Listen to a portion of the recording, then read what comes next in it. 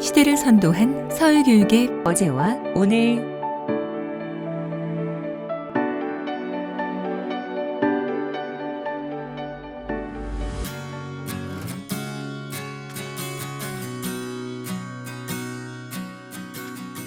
따뜻한 봄이 오면 가장 먼저 생각나는 학교 행사, 바로 입학식입니다. 유치원부터 고등학교까지 모두 3월에 진행되는 입학식은 새로운 시작을 알리는 날로 아이들과 가족 모두에게 설렘과 긴장을 안겨주었습니다. 그렇다면 과거의 입학식은 어떤 모습이었을까요? 가장 많은 변화를 보인 건 초등학교의 입학식입니다. 1960년대 초등학교 입학식 풍경을 보면 아이들의 왼쪽 가슴에 명찰과 수건이 달려 있습니다. 콧물을 흘리는 아이들이 많아 손수건 윗부분을 접어 명찰에 꽂고 다닌 것인데요. 일명 코수건으로 불리며 이제 막 초등학생이 된 아이들의 필수품이었습니다. 그리고 2000년대부터는 예전과 조금 다른 모습의 입학식 풍경이 펼쳐졌습니다. 개식사부터 폐식사까지 정교화된 식순서에 맞춰 입학식이 진행되고 배정된 반의 교실로 들어가 선생님, 친구들과 첫인사를 나누었습니다. 그리고 고학년 선배들이 신입생에게 사탕 목걸이를 선물해주며 앞으로의 학교 생활을 응원하기도 했죠. 풋풋하고 순수해 보이는 과거의 입학식과 비교해 최근 입학식 풍경은 정말 이색적입니다. 아이들의 소원을 담은 풍선을 하늘로 날리거나 부모님과 함께 촛불을 켜는 등 각 학교마다 특별한 행사를 진행합니다. 또한 선배들은 사탕 목걸이 선물이 아닌 춤이나 노래, 악기 공연 등의 이벤트를 준비하는데요. 시대에 따라 입학식 풍경은 다르지만 새로운 세상을 만나는 첫 순간의 설렘은 한결같아 보입니다. 콩나물 시루에서 꿈을 담은 교실로. 교실이라는 공간은 수업을 듣는 장소이자 학창시절의 추억을 쌓는 특별한 장소이기도 합니다.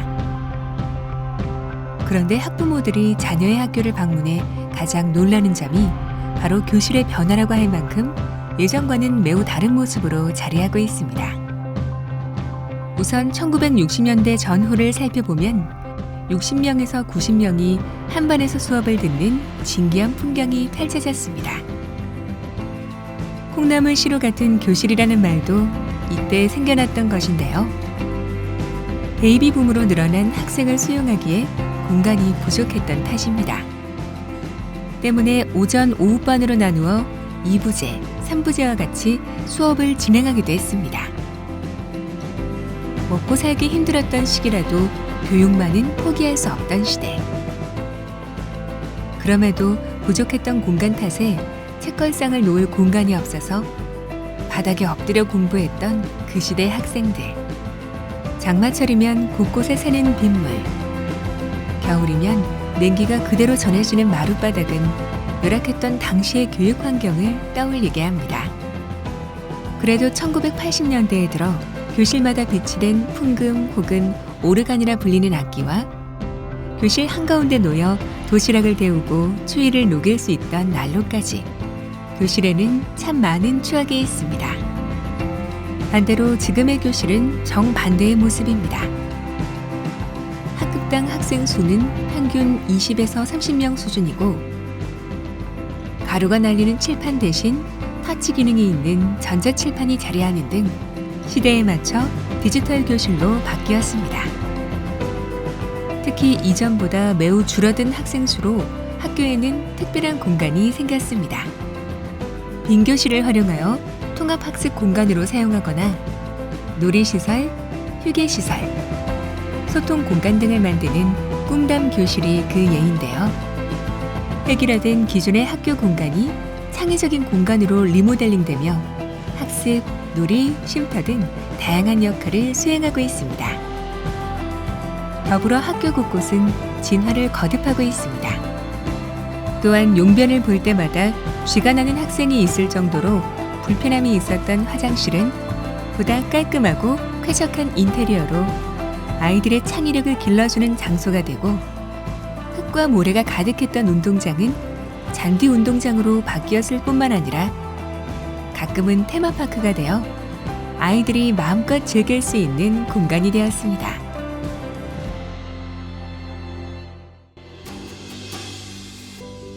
철수와 영희는 어디에? 19세기 말에 선보인 근대 교과서부터 20세기를 거쳐 현재까지 약 100년의 세월 동안 교육의 기초는 교과서였습니다. 그리고 교과서만큼 시대상을 잘 반영해주는 책이 없을 정도로 당시 사회생활을 가늠해 볼 수 있는 증거가 되어주기도 합니다. 누런 갱지에서 흑백, 그 다음은 컬러 화보가 조금씩 증가하며 지금의 교과서에 이르게 되었는데요. 세월 따라 교과서의 내용은 바뀌었는데 교과서에 늘 단짝처럼 등장한 두 사람도 어떻게 변화했는지 궁금해집니다. 1948년 정부 수립 이후 첫 국어 교과서에 등장하기 시작하며 40년 가까이 교과서의 주인공 역할을 했던 철수와 영희, 그리고 바둑이의 이야기입니다. 2차 교육과정기에는 인수와 순위로, 3차 교육과정기에는 동수와 영희로 불리기도 하며 그 이름이 조금씩 바뀌었지만 철수와 영희로 다시 돌아와 마치 친구 같은 존재가 되었습니다. 그리고 현재까지도 가상의 인물을 만들 때 그 이름들이 가장 먼저 떠오르는 걸 보면 철수와 영희의 존재감은 상당했던 것 같습니다. 1987년을 마지막으로 추억 속에 남겨진 철수와 영희는 지금 어떤 모습으로 살고 있을까요? 도시락에서 급식 세대가 되기까지. 학교에서 가장 즐거운 시간은 아마도 점심시간일 것 같습니다. 친구들과 모여 점심을 먹고 남은 시간은 자유를 만끽할 수 있기 때문인데요. 특히나 시대에 따라 형태나 내용물이 크게 다른 도시락은 각자의 세대를 추억하게 하는 요소이기도 합니다. 우선 도시락의 시초는 1960년대입니다. 곡식이 부족하고 가난한 이들이 많았던 시기였기 때문에 주로 꽁보리밥이나 감자, 고구마를 보자기에 담아 가지고 다녔는데요. 그것마저 형편이 안 된 학생들은 수도가에서 물로 허기를 채우기 일쑤였습니다. 그리고 우리가 흔히 알고 있는 옛날 도시락은 1970년대의 모습입니다. 당시 도시락 메뉴로 소시지가 가장 인기였고 친구들이 빼앗아 먹을 것을 우려해 소시지 혹은 달걀 프라이를 도시락 가장 아래 칸에 깔기도 했습니다. 추운 날에는 난로 위에 도시락을 올려 보온시키기도 했죠. 그렇게 1980년대 보온 도시락과 플라스틱 도시락의 유행을 지나 1990년대에는 급식 세대로 변화되었고 서울에서는 2011년부터 초등학교를 대상으로 전체 무상급식이 실시된 것에 이어 2019년부터는 고등학교 3학년 대상으로 무상급식이 실시되어 부모님들의 걱정을 덜어주게 되었습니다.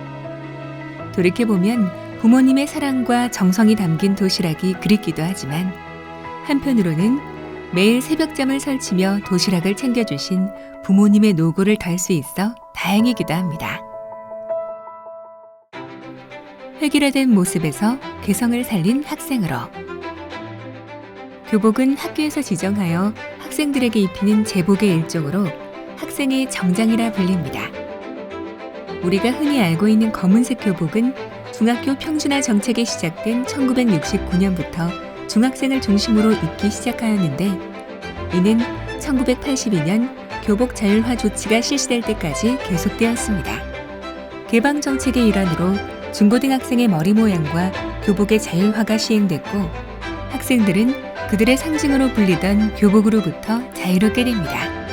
하지만 자유복장으로 가계 부담이 증가하고 중고등학생 생활 지도에 어려움이 따르자 1986년부터 다시 교복의 시대로 돌아가게 됩니다. 대신 예전처럼 획일화된 검은색 교복에서 벗어나 학교마다 멋스러운 디자인의 밝은 색상의 교복을 채택하여 각 학교의 특징을 나타내는 고유의 상징이 되었습니다. 또한 시대별로 선호하는 기성복 스타일에 따라 교복의 디테일도 달라지고 교복은 당시 유행을 살펴볼 수 있는 의상이 되고 있습니다. 서울에서는 2019년도 하반기부터 교복 자율화와 두발 자율화를 실시한 데 이어 2020년도 1학기부터 편안한 교복을 시행할 예정입니다. 교복 당사자가 학생인 만큼 교복을 선정할 때 50% 이상 반영하는 것으로 학부모와 학생들 모두의 환영을 받고 있습니다. 오래전 무채색 일색이던 교복에 비해 점점 개성이 더해지는 형태로 바뀌고 있지만 교복은 여전히 인생에서 가장 아름답던 시절의 상징일 것입니다. 학교 생활이 보물찾기 같던 시간. 학창 시절 소풍 전날이면 설렘으로 잠을 이루지 못한 경험. 누구나 한 번쯤 있을 텐데요. 1960년대에서 1970년대 사이의 소풍에서는 늘 보물찾기 시간이 있었습니다. 행운의 도장이 찍힌 종이를 찾아오면 선물을 주는 놀이였는데요.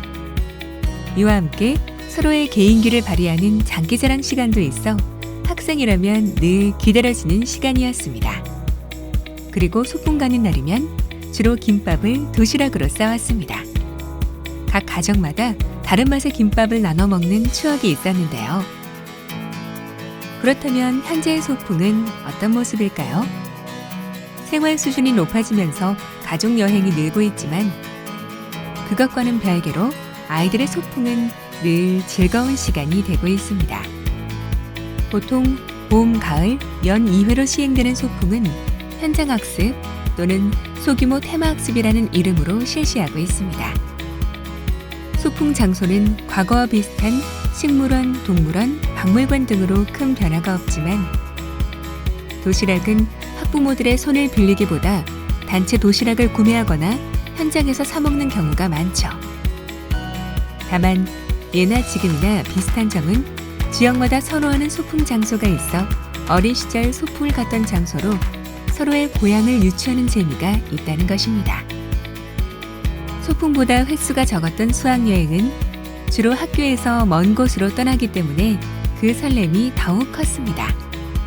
수학여행은 학교의 차이 없이 대부분 비슷한 곳으로 떠났습니다. 1980년대 수학여행의 목적지는 늘 경주로 가다 서다를 반복하는 기차 안에서 휴대용 카세트 테이프 플레이어로 노래를 듣고 서로 잔뜩 싸온 달걀을 먹으며 여행을 떠났습니다. 심지어 그 시절 학생 중에는 초등학교 때부터 고교 때까지 수학여행을 모두 경주로 갔을 만큼 경주는 수학여행 하면 가장 대표적인 곳이었습니다. 이어 1990년대에 접어들면서는 제주도가 수학여행의 새로운 장소로 각광받았고 현재는 가까운 해외로 떠나는 학교도 일부 있습니다. 여행을 취미로 할 만큼 가족, 친구 간의 여행이 많아졌고 그만큼 수학여행에 대한 선택지도 다양해졌기 때문입니다. 경주부터 제주도, 이제는 해외까지 10년이 지난 후에는 또 어떤 새로운 장소가 수학여행의 추억으로 남을지 궁금해집니다.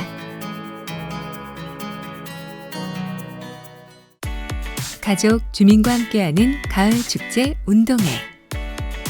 소풍과 더불어 학창시절의 대표적인 추억거리인 운동회. 운동회에 얽힌 이야기가 참 많습니다. 우선 1965년도만 해도 서울 시내 초등학교 대부분이 운동회를 열지 않았습니다. 표면적으로는 2, 3부제 수업 때문에 학생들이 한꺼번에 모이는 것이 어렵다는 이유였지만 사실은 운동회 비용을 걷기 어려워서였습니다. 당시에는 학부모에게 운동회 비용을 징수했습니다. 먹고 살기 힘들었던 시절 운동회 비용은 사치로 느껴지기도 했죠. 때문에 1975년도에는 학부모로부터 찬조금을 걷는 행위를 금지한다는 명목으로 운동회가 폐지되기도 했는데 아이들의 꿈과 즐거움을 빼앗는 결과를 초래할 수 있다는 반대 입장에 1976년 다시 부활합니다. 운동장을 가로질러 내걸린 만국기 아래로 엿장수, 풍산장수, 솜사탕 장수 등 온갖 상인이 모이고 가족은 물론 지역 주민까지 모두 모여 응원하던 운동회의 풍경. 지금은 놀이 한마당이라는 이름으로 민속놀이에서부터 에어바운스 등 다양한 놀이를 진행하며 학동의 재미를 느끼고 추억을 새기는 소중한 시간을 만들어가고 있습니다. 또 다른 시작을 기다리는 이별의 순간, 졸업식. 매년 2월이 되면 학교 체육관 또는 강당에서 졸업식이 열립니다. 학생들이 더 넓은 세상으로 나아가기 위한 필수 관문인데요. 학교를 찾아온 가족, 친구들에게 꽃다발과 선물을 건네받고 기념사진을 찍으며 마지막 추억을 남깁니다. 졸업식의 모습은 예전과 크게 다를 것 없지만 졸업 선물은 시대별 유행에 따라 변화를 거듭해왔습니다. 단순히 선물을 넘어 당시의 생활상을 보여주는 경제적 지표이기도 한데요.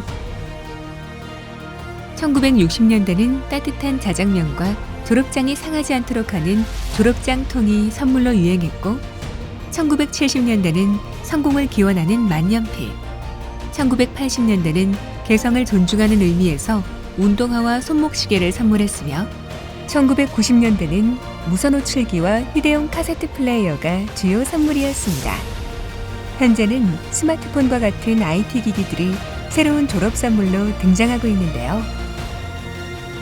다음 세대들이 맞이할 졸업식의 풍경은 어떤 모습일지 기대됩니다.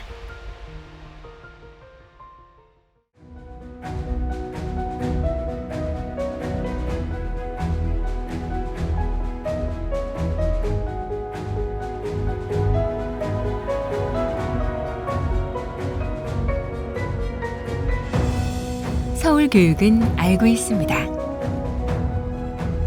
교육의 모습은 시대에 따라 다른 모습으로 곁에 있지만 처음 약속한 진심은 그대로라는 것을.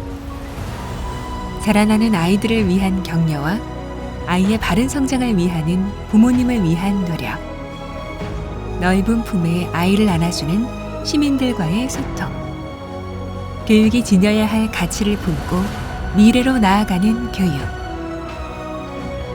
서울교육은 100년이 지나도 처음의 약속을 지키는 배움터가 되겠습니다.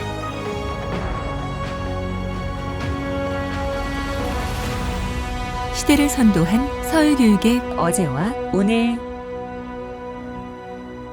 서울교육.